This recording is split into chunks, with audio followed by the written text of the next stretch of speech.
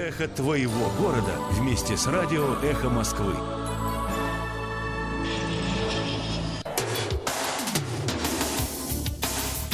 Персонально ваш. Добрый день. В прямом эфире «Эхо Москвы» в Уфе программа «Персонально ваш». У микрофона Руслан Валиев. И вместе со мной сегодня в студии, в гостях, первый секретарь Башкирского республиканского отделения политической партии «Коммунистическая партия Российской Федерации», член ЦК КПРФ Юнир Кутлугужин. Здравствуйте. Здравствуйте. Я напомню нашим радиослушателям, что вы можете присылать нашему гостю свои вопросы по номеру для СМС-сообщений +7 927 304 1051. Также присылайте вопросы по этому номеру в мессенджер Telegram. При этом не забывайте подписываться. Прямая трансляция нашей программы включена уже в Фейсбуке и на Ютубе, поэтому присоединяйтесь и участвуйте в нашем эфире. Ну, я вас представил как руководителя Башкирского рескома КПРФ, но ведь вы еще и депутат действующей Курултая, так ведь? Да, депутат Государственного собрания Курултая и еще на профессиональной основе, вот. Освобожденный. Почему да. спрашиваю, да? Хотелось бы уточнить, у вас какая там позиция, должность? Заместитель председателя по местному самоуправлению. Ага. А по поводу фракции, да, хотел уточнить, существует ли какая-то фракция из депутатов КПРФ или, может быть, объединенная? Конечно, фракция КПРФ и в том созыве была, и на этот раз нас уже не 10, а 15 депутатов. Ну, хорошо, к теме Курултая и работы в нем мы чуть позже перейдем, наверное, уже во второй части программы это будет. Сейчас хотелось бы обсудить, поскольку мы с вами очень давно не встречались в нашей студии, те изменения, которые в регионе происходят. С октября прошлого года в республику приехал временно исполняющий главы Ради Хабиров. И на мой взгляд, я, конечно, могу ошибаться, с тех пор какая-либо позиция КПРФ по поводу Радия Хабирова, конкретно по поводу его работы, она не была озвучена. Значит ли это, что вы приветствуете молча назначение Радия Хабирова на должность главы региона? Республиканский комитет КПРФ всегда занимает и занимал свою позицию конкретную в отношении к власти. Во-первых, я бы остановился о работе с предыдущим главой. Мы даже в 2016 году после думских выборов вопрос поднимали об освобождении от должности Хамитова и говорили о том, что были допущены грубые нарушения во время избирательной кампании. А как вы поднимали вопрос? На уровне Курултая? На митинге в Деме, когда проводили митинг, там мы и на пленуме Республиканского комитета, когда вопрос стоял о размене Башнефти. Именно по этому вопросу до думских выборов этот вопрос мы обсуждали на пленуме, и при одном против одного голоса мы проголосовали за то, что Башнефть не продавать никому, а оставить в собственности Республики Башкортостан, и чтобы эта бюджетообразующая организация должна работать в интересах населения нашей республики. Так или иначе, Башнефть была передана, и сейчас мы имеем то, что имеем, да, и все-таки уже больше 3 месяцев у нас новый руководитель региона. И да, и мы считаем, что Республиканский комитет КПРФ, скажем, в произошедших изменениях в руководстве республики тоже внесла свою лепту. Так. И мы сегодня смотрим на нового руководителя Радия Фаритовича с такой точки зрения, что совершенно другой человек, активный, публичный, и на наш взгляд он решает те социальные вопросы, которые назрели за последние 3-4 года. Мы, конечно, не можем говорить о том, что мы целиком и полностью будем поддерживать действующего временно исполняющего главы, потому что КПРФ имеет свою программу и свое видение сегодняшней жизни, и мы реально оцениваем ту позицию, что товарищ Хабиров, он назначен действующим президентом Российской Федерации, и он является представителем политической партии «Единая Россия», и он в первую очередь будет работать и действовать именно в рамках действующей власти и в рамках действующей политической партии. То есть, с одной стороны, вам нравится то, как он принялся за работу, с другой стороны, вы не можете его поддерживать, потому что он политический конкурент. Да, действительно, политический конкурент. И мы реально будем оценивать работу целой командой действующего. Но вы уже сказали, да. Он уже решает социальные проблемы. Да. То есть вы уже оцениваете что-то. Что такого сделано за это время, что можно похвалить? За это время, вот, например, решается вопрос в столице с автобусным движением, перевозка людей решается положительно. И, скажем, вот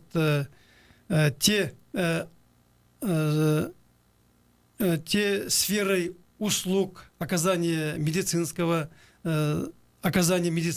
обслуживания, то есть вы видите реальные результаты? Понятно, что об этом много говорится, но сделано разве что-то реальное? Делается. Вот, во-первых, он взялся за те кадры, которые сидели годами и ничего не решали. Иосиф Виссарионович Сталин говорил же, что кадры решают все. И на сегодняшний день изменения в кадровой политике, я считаю, что полезно, в пользу пойдет нашей республике. И сегодня вновь назначенные министры и другие ответственные работники правительства будут делать то, что указывает временно исполняющий обязанности. А почему нельзя было из местных кадров набрать команду? Вот уже около 10 человек, я вижу, да, у нас приехало из Красногорска. Многие критикуют, кстати, Хабирова за это. Ну, в этом вопросе, конечно, я тоже имею свое мнение. Действительно, при подборе кадров возможно, что он допускает ошибки, вот приводит кадры со стороны. Но посмотрим, время покажет. Если они не справятся, конечно, народ отреагирует, и политические партии тоже. Тем более в этом году идем к выборам главы республики, и это, несомненно, отразится не только в политической обстановке, но и во время голосования. Ну и раз уж мы тему выборов затронули, Альберт вас спрашивает, когда выдвинете своего кандидата на выборы главы республики. Ну и, в принципе, всех этот вопрос интересует. Да, действительно, это больной вопрос. Не то, что больной, а интересный вопрос, потому что в республике выборы пройдут среди кандидатов, выдвинутые только политическими партиями. То есть самовыдвижение у нас не предусмотрено, и поэтому все политические партии, их у нас на сегодня 48 насчитывается, а было 66, в том числе КПРФ тоже будет выдвигать своего кандидата. На сегодняшний день мы знаем, что Единая Россия будет в конце мая проводить свой праймериз. Мы не приемлем такой метод работы, и поэтому Республиканский комитет КПРФ сегодня идет другим, уже практически доказанным методом. Сейчас идут у нас обсуждения в местных отделениях, то есть в городах и районах, будут выдвинуты кандидатурой. И мы на последнем семинаре совещания всем открыто сказали, сверху никаких фамилий не будем указывать, сами выдвигайте и предлагайте. На сегодняшний день указали 6 фамилий, и после того, как Центральная избирательная комиссия Республики Башкортостан объявит о предстоящих выборах, у нас пройдут соответствующие мероприятия на уровне Центрального комитета, и конференция Башкирского республиканского отделения КПРФ на своей конференции будет на альтернативной основе из нескольких кандидатов будет выдвигать путем тайного голосования своего кандидата. И когда это случится? Дата есть? Мы ориентируемся начало июня текущего года. Угу. А не считаете, что это поздновато? Все-таки, хочется же, наверное, все-таки поактивнее поучаствовать в предвыборной кампании.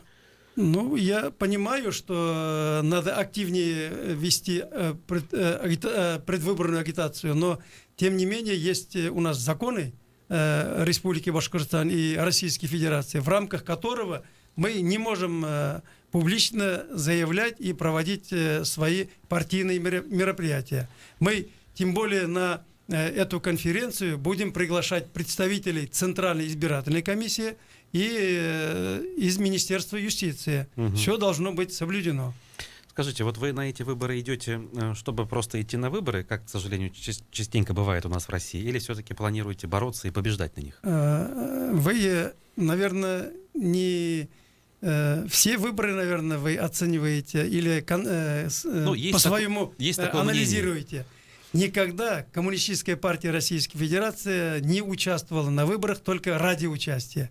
Мы всегда ставим перед собой реальные задачи и идем к улучшению своих позиций. Вот последние выборы говорят о том, что в республике республиканское отделение Коммунистической партии Российской Федерации из выборов от выборов до выборов всегда улучшает свои результаты, и при обнаружении нарушений мы не оставляем без внимания, потому что мы обращаемся и в вышестоящие избирательные комиссии, и судебные органы. У нас и сегодня продолжаются судебные процессы по итогам выборов депутатов Курултая. Вот, хотел бы об этих выборах тоже немножко остановиться, поскольку тоже в этих выборах я участвовал в качестве члена участковой комиссии с правом решающего голоса. Вот, на ваш взгляд, сколько мест в Курултае, возможно, у вас были уведены в результате подсчета голосов на этих выборах? Ну, сейчас говорить о том, что мы потеряли столько мандатов, я не имею морального, ни юридического права, но, тем не менее, у нас возможности были. Были выдвинуты достойные кандидаты по партийному списку 100 человек и по одномандатным округам 43 человека. А вы, если анализировали, то другие партии даже больше нас в несколько раз выдвигали. Но у нас были кандидаты реальные. И сегодня мы можем с гордостью сказать, что КПРФ в республике в 1,5 раза улучшила свое присутствие и участие в Государственном собрании. Это достижение. Но у нас были возможности еще, конечно, больше занять места в Курултае. Ну вот, например, на участке, где я работал членом комиссии, КПРФ заняла первое место и по партийному списку, и кандидат-одномандатник занял также первое место. Это в Уфе, Советский район. При этом по всему округу КПРФ, к сожалению, проиграла по большинству участков, где не было активных, скажем так, участников. Да. Вот вам не показалось, что победу, в принципе, увели из-под носа, могли победить? Мы реально эти вопросы оцениваем, и по итогам выборов мы проводили свой пленум рискома, на котором мы обсудили реально. Да, действительно, много зависит от местных отделений КПРФ и от наших кандидатов. Вот мы в Уфе по 2 округам сумели выиграть и по одномандатному округу, и по партийному списку. Таким образом,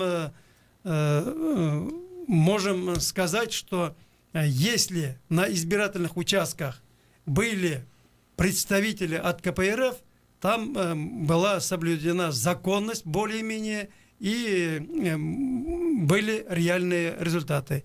Там, где не было наших представителей, а были от других политических партий, там и видно, что были фальсификации, вбросы, переписывание протоколов и так далее. Поэтому в этом году Республиканский комитет КПРФ ставит перед собой задачу, чтобы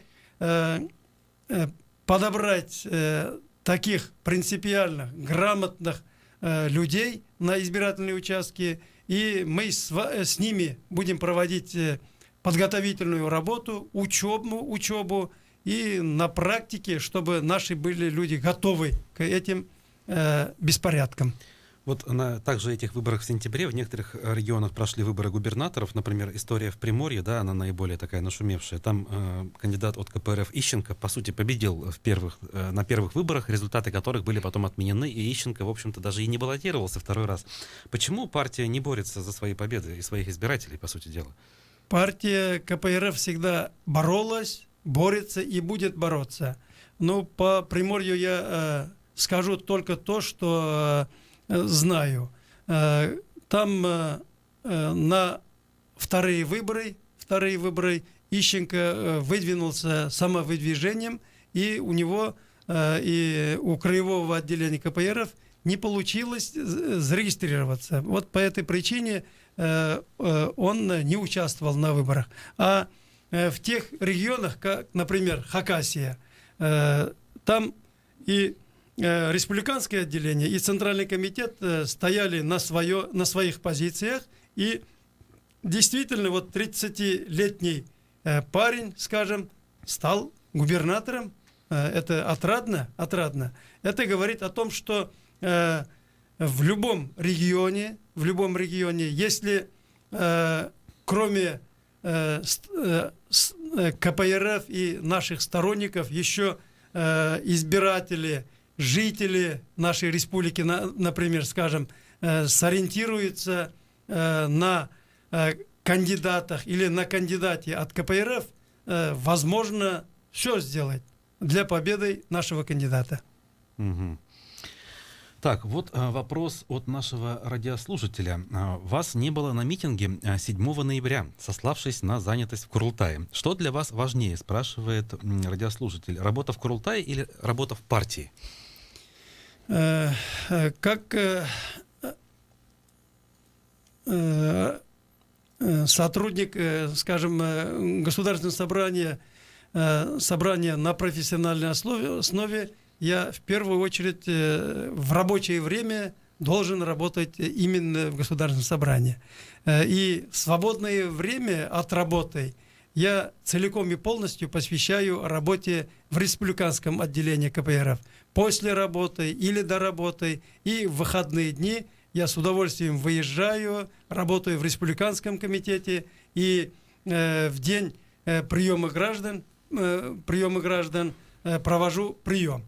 А 7 ноября именно в этот день у нас состоялось заседание комитета, и по времени совпало у нас вот с проведением митинга. Я этот вопрос предусмотрел, и я поручил секретарю райкома участвовать и выступить на митинге с готовым докладом. Вот таким образом 7 ноября меня не было. А так, свободное время от работы я постоянно и везде, без каких-либо личных интересов, я работаю в интересах нашей партии. Я напомню номер для СМС-сообщений. +7 927 304 1051. У нас глава райкома КПРФ в Башкортостане Юнир Кутлугужин.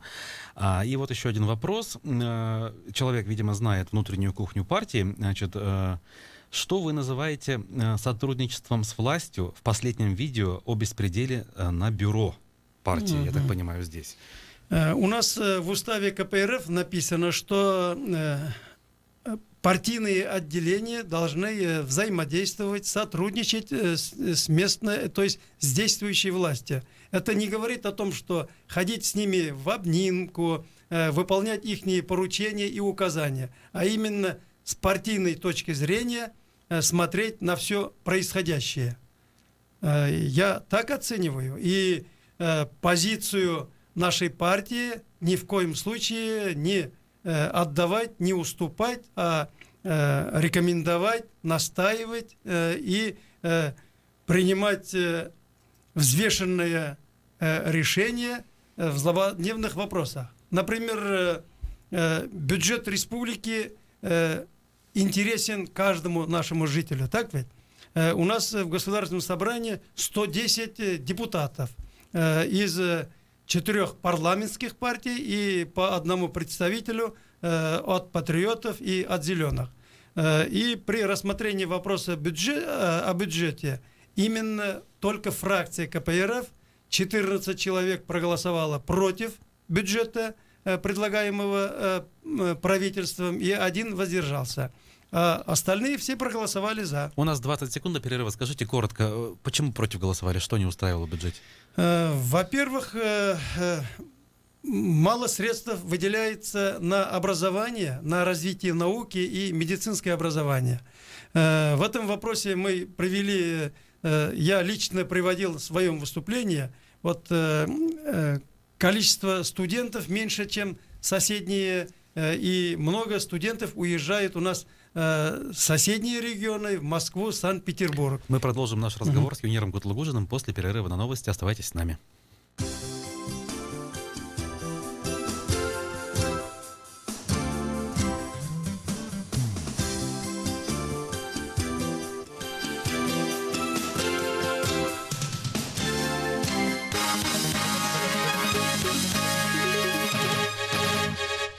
В Москве 13 часов 30 минут. Краткий выпуск новостей в эфире «Эхо». Добрый день. В Москве из-за анонимных сообщений о заложенных взрывных устройствах эвакуированы почти 3000 человек из 40 зданий, школ и торговых центров. ТАСС сообщает об эвакуации Дома правительства Московской области. По словам собеседников агентства, сообщения поступили на электронную почту с IP-адресов иностранных государств. С начала года массовые эвакуации происходят во многих крупных городах страны. Предыдущая масштабная волна минирования прошла по России осенью 2017 года. Тогда ни одно сообщение не подтвердилось. На теле аспиранта мехмата МГУ Азата Мифтахова, задержанного по подозрению в изготовлении взрывчатки, есть следы пыток, рассказал МБХ Медиа член общественной наблюдательной комиссии Московской области Валерий Борщев. Вместе с другими правозащитниками он посетил Мифтахова в изоляторе временного содержания в Балашихе. Комиссия намерена обратиться по этому поводу в прокуратуру. О пытках в полиции рассказал сам Мифтахов. Кроме того, к нему не допускали адвокатов. Защитник Светлана Сидоркина рассказала, что Мифтахов пытался вскрыть себе вены. В 2018 году в России произошел фундаментальный поворот государственной политики в сфере интернета. Власти имеют реальную возможность ограничивать распространение информации. Об этом говорится в докладе правозащитной группы «Агора» об уровне свободы в российском сегменте интернета. В прошлом году юристы зарегистрировали более 600 тысяч фактов ограничения свободы интернета в России. Это в 5 раз больше, чем годом ранее. Большинство ограничений связано с блокировками, причем в некоторых случаях доступ к странице закрывался без решения суда, как это было при попытке заблокировать Telegram. Росстандарт обещает освободить россиян от так называемого поверочного рабства, обязанностью следить за корректностью показаний счетчиков ЖКХ. Соответствующие поправки в законодательство будут внесены в этом году, рассказал российской газете руководитель агентства Алексей Абрамов. По его словам, точность показаний счетчиков должен обеспечивать поставщик ресурсов, а не потребитель. В случае принятия поправок от собственников или арендаторов жилья потребуется только обеспечить доступ к внутридомовым счетчикам для специалистов управляющей или ресурсоснабжающей компании. 25 человек, госпитализированные из хостела на юге-востоке Москвы с симптомами кори и подозрением на это заболевание, сообщает Роспотребнадзор. По данным ведомства, заболеваемость корью в России в 2018 году выросла более чем втрое. Большинство случаев связано с завозом из-за рубежа. В России в конце января-начале февраля зафиксировано снижение цен на бензин. Литр в среднем подешевел на 1 копейку, сообщает РБК со ссылкой на Московскую топливную ассоциацию. За первые 6 месяцев прошлого года бензин подорожал более чем на 7%. В июне нефтяные компании согласились заморозить мелкооптовые цены, но осенью топливо снова стало дорожать. В Москве в ближайшие сутки облачно, небольшой снег, ночью до минус 10 градусов, завтра днем минус 2, минус 4. Ирина Меркулова, служба информации, «Эхо Москвы».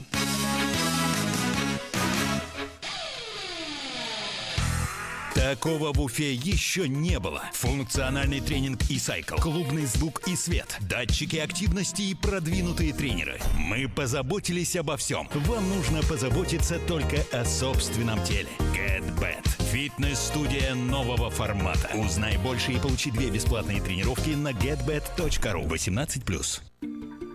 13 февраля в 19 часов в гостинице «Уралтау» на Гоголя 72 пройдут 5-е дилетантские чтения в Уфе с политиком Евгением Ройзманом и заместителем главного редактора «Эхо Москвы» Максимом Курниковым. Тема чтений – Александр Македонский, «Кумир» или «Супостат». Приобретение билетов на сайте кассы.ру или в кассах города. Подробности по телефону 299 02 99. Количество билетов ограничено. Информационный партнер profu.ru 12+. По средам после 13 часов на «Эхе Москвы» в Уфе раскрываем результаты маркетинговых исследований и говорим с экспертами из различных сфер рынка. В программе «Включаем маркетинг». Ведет программу Виталий Пилипчук. Телефон рекламной службы «Эхо Москвы» в Уфе 216 35 99. Будет реклама, будет и эхо. На то мы и партнеры. «Эхо Москвы» в Уфе и общественная организация «Берзямлек» представляют рубрику «Говорим по-башкирски». Преступность. Енеятсызлык. Борьба с преступностью. Енеятсызлык менен көрөш. Борьба с преступностью. Енеятсызлык менен көрөш. Радий Хабиров поручил мэру Уфы разобраться с преступностью в Инорсе. Радий Хабиров Өфө каласы башлыгына Инорстагы енеятсызлык мәсьәләһен асыкларга кушкан. Радий Хабиров поручил мэру Уфы разобраться с преступностью в Инорсе. Радий Хабиров Өфө каласы башлыгына Инорстагы енеятсызлык мәсьәләһен асыкларга кушкан. «Эхо Москвы» в Уфе и общественная организация «Берзямлек» представляют рубрику «Говорим по-башкирски».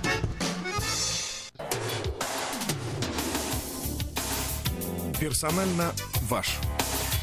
Мы продолжаем программу «Персонально ваш» на «Эхе Москвы» в Уфе. У микрофона Руслан Валиев. Вместе со мной в студии первый секретарь башкирского рескома КПРФ Юнир Кутлугужин. И я напоминаю номер для ваших вопросов, смс-сообщений +7 927 304 10 51. Также с них мы и продолжим сейчас. Фараджев Рустам спрашивает вас: сколько платят за дружбу с властью? В ролике вы применили физическую силу против члена контрольно-ревизионного комитета, который имел право по положению о комитете присутствовать на вашей расправе надо мной. Призывали отобрать телефон. Это грабеж. Такое вот сообщение. Спасибо за вопрос. Ну, здесь могу я объяснить следующее.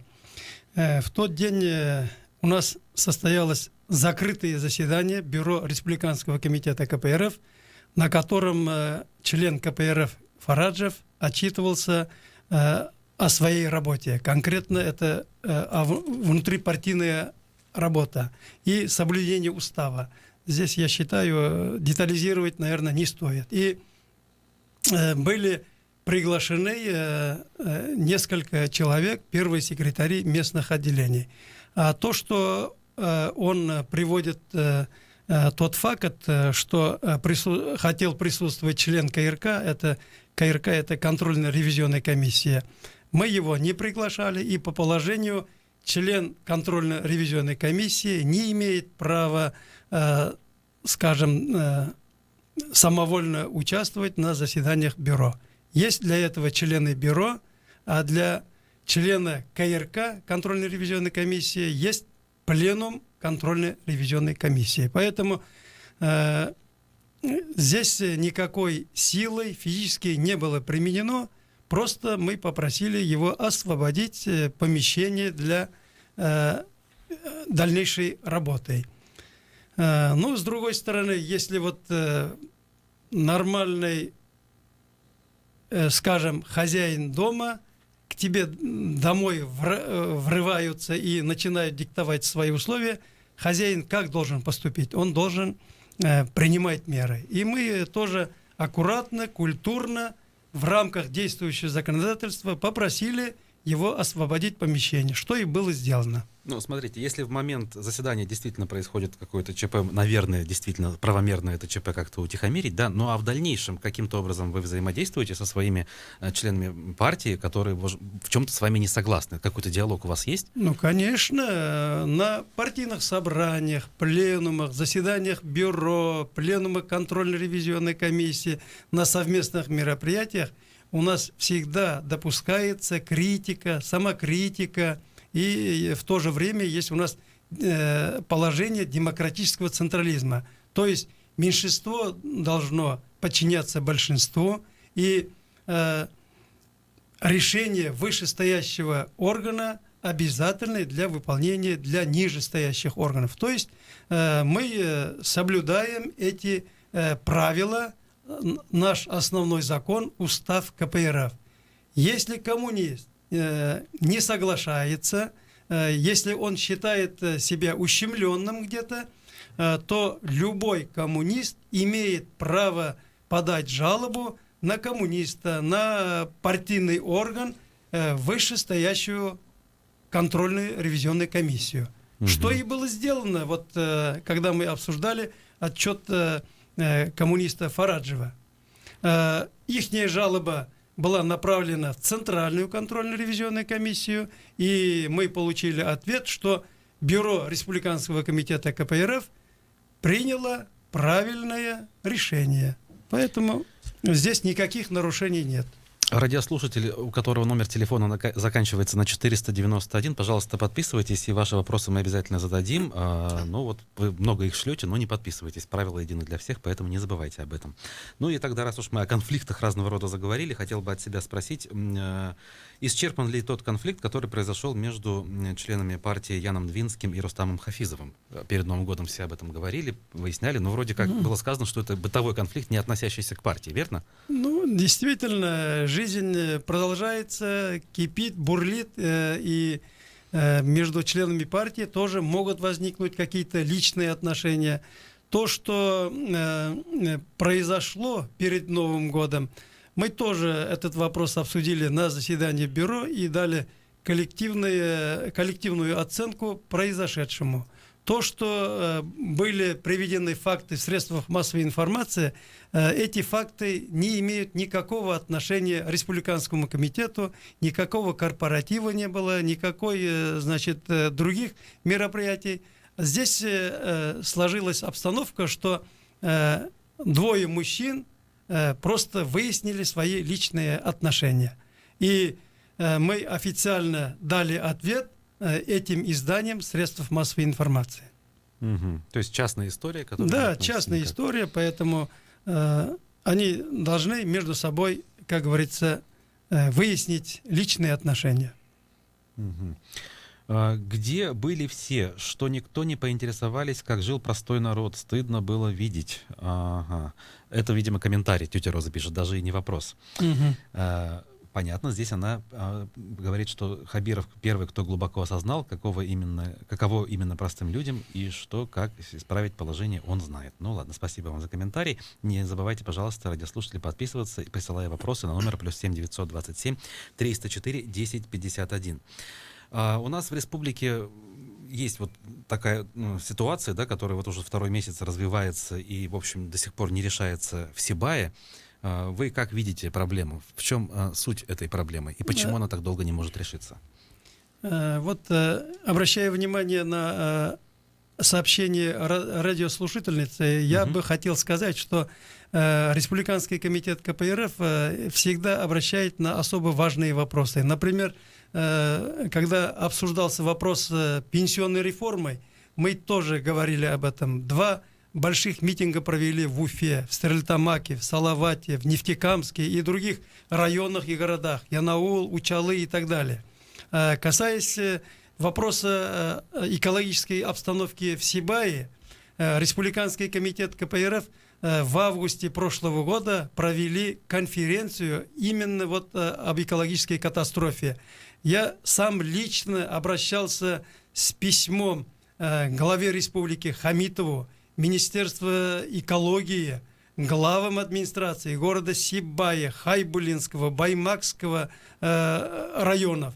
И когда мы с активистами и даже представителем территориального надзора от Минэкологии, действительно народ говорил о будущей катастрофе. Мы были именно вот в этих шахтах и смотрели, когда в реке Карагайлы, вот в деревне Калиновка Баймакского района, видели ржавую воду. Вот оранжевого цвета вода течет, и мертвая рыба плывет. Там скотина даже не пила эту воду.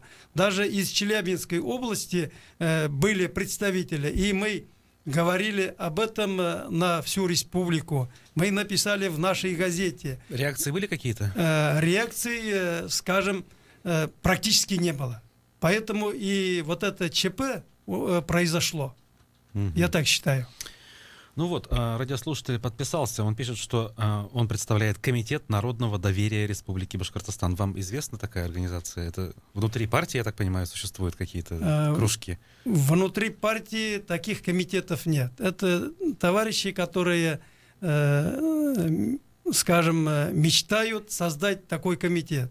Мы тоже этот вопрос обсуждали на заседании бюро и предложили, что надо подойти очень серьезно. Этот комитет на сегодняшний день своего устава не имеет, нигде не зафиксирован, поэтому громко говорить о том, что комитет, это не обоснованно. Любая общественно-политическая организация или же другое какая-то общность должны зарегистрироваться в Минюсте и устанавливать отношения с органами власти и политическими партиями. Между тем они спрашивают, готовы ли вы вынести вотум недоверия первому секретарю на пленум? То есть на пленуме? Да. Себе самому, получается, они имеют? Я сам себе, конечно, не могу, но с другой стороны, я сам, если буду чувствовать себя, что я не дорабатываю или нарушаю устав партии, конечно, я сопротивляться не буду. На сегодняшний день я знаю несколько наших товарищей по партии, что не хотят видеть меня на должности первого секретаря. Но сегодня я встречаюсь с первым секретарем местных отделений, и целиком и полностью они поддерживают работу Республиканского комитета и бюро Рескома. Я как первый секретарь, я несу полную ответственность перед Республиканской партийной организацией. Угу. И еще один вопрос от радиослушателя Альберта. Почему членами партии являются представители националистической организации «Башкорт»? Например, ваш помощник Гарифолла Япаров. Разве коммунисты могут быть националистами, он спрашивает? Я не могу сказать, что он националист. Члены партии могут являться других общественных организаций. Например, у нас в партии состоят даже верующие, христиане, мусульмане. И, скажем, наши коммунисты являются активными участниками таких общественных организаций, как «Дети войны», «Союз советских офицеров». Молодые наши комсомольцы в то же время являются нашими коммунистами. И представители прекрасного женского пола, коммунисты, являются членами общественной организации «Надежда России». Это эти то есть право каждого быть членом любой общественной организации. Да. С националистами, наверное, должны заниматься специальные органы правоохранительные. Я так не считаю, поэтому здесь коммунисты могут быть и верующими, и членами каких-то общественных организаций. Значит, вот еще одна тема, которую хотел сегодня затронуть. По данным Левада-центра, по данным опроса Левада-центра, более 40% россиян в возрасте от 18 до 24 лет заявили о своем желании эмигрировать из страны. То есть более 40% молодежи, получается, говорят об этом. На ваш взгляд, это является проблемой или это нормально? Я считаю, что это проблема для нашей страны и для нашей республики.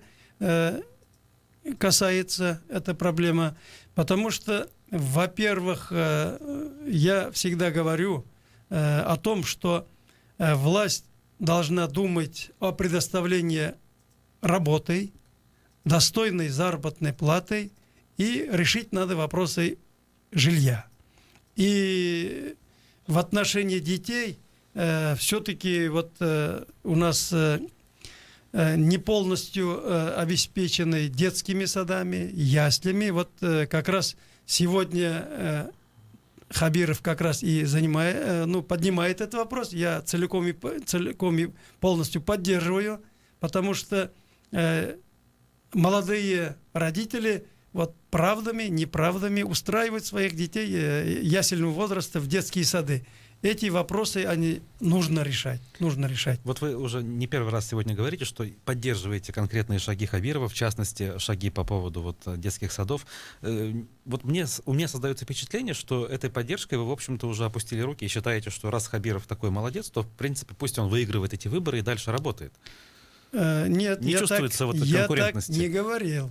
Я сказал, что на конференции Республиканской партийной организации будет выдвинут наш кандидат, и целиком и полностью мы зачем будем... он нужен, если Хабирова поддерживаете? Он же правильные шаги делает.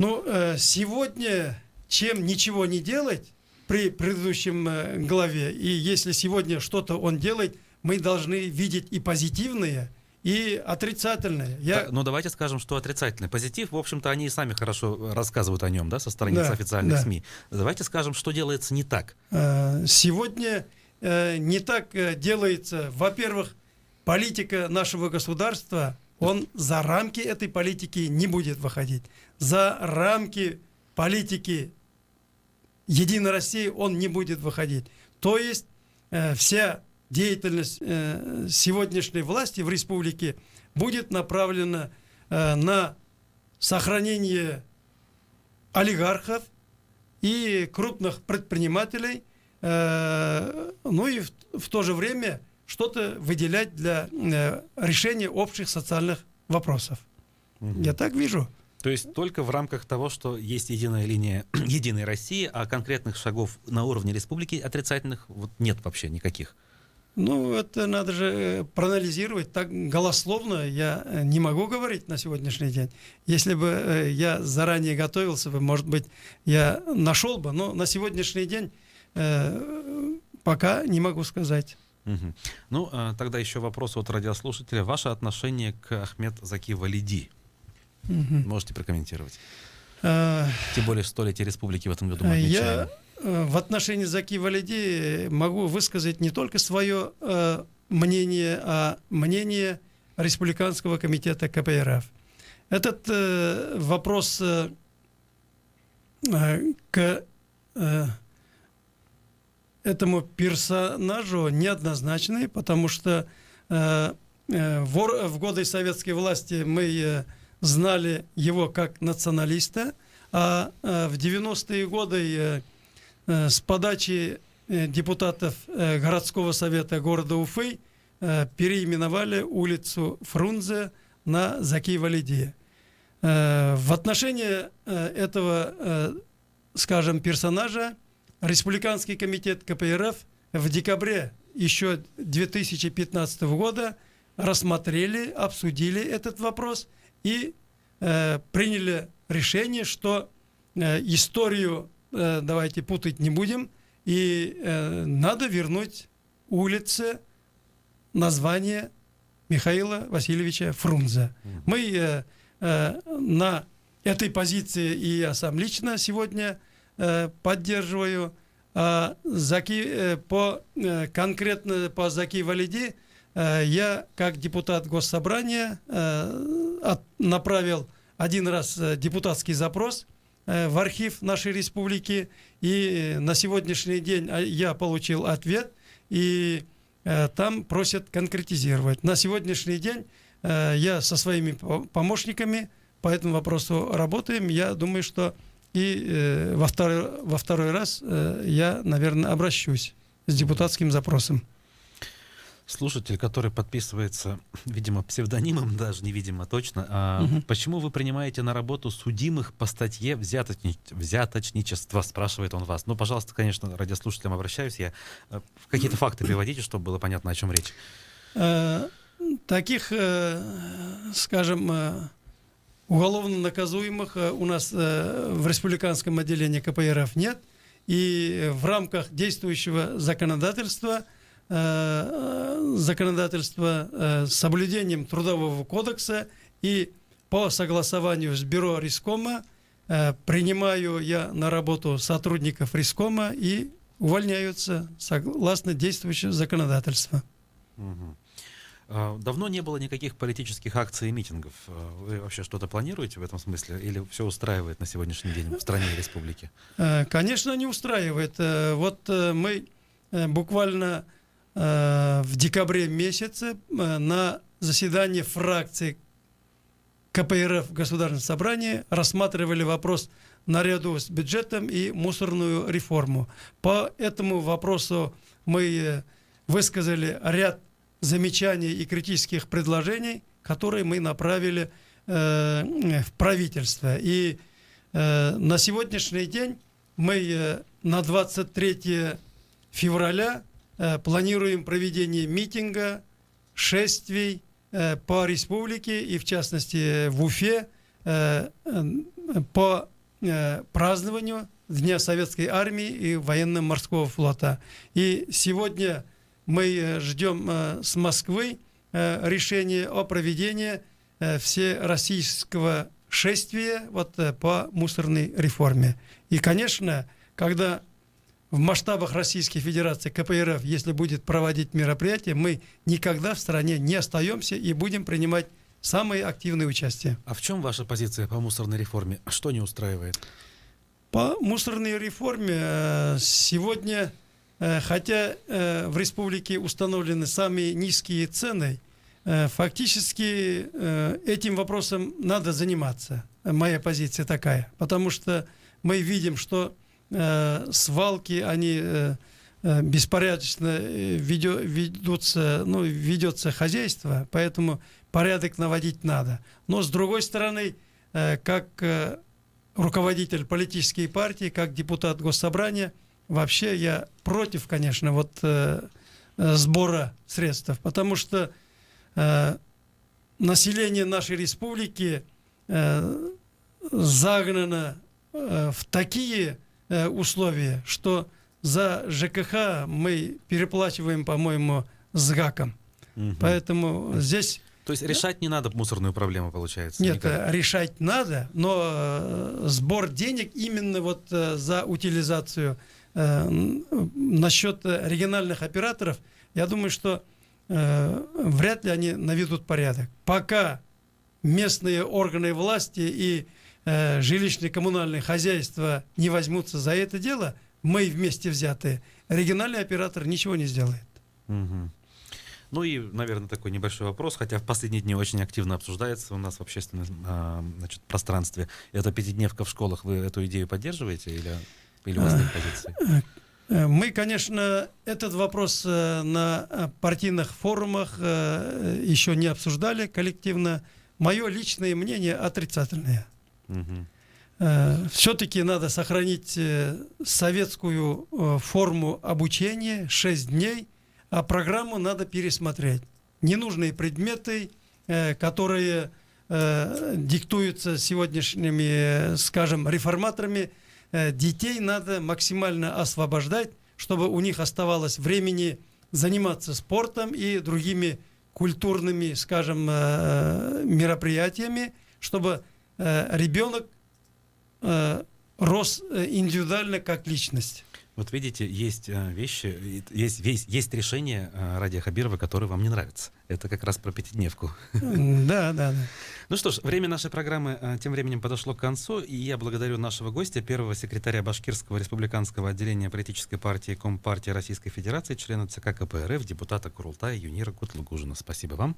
Спасибо. И до всего свидания. доброго. До свидания. Никакого секрета. Мы говорим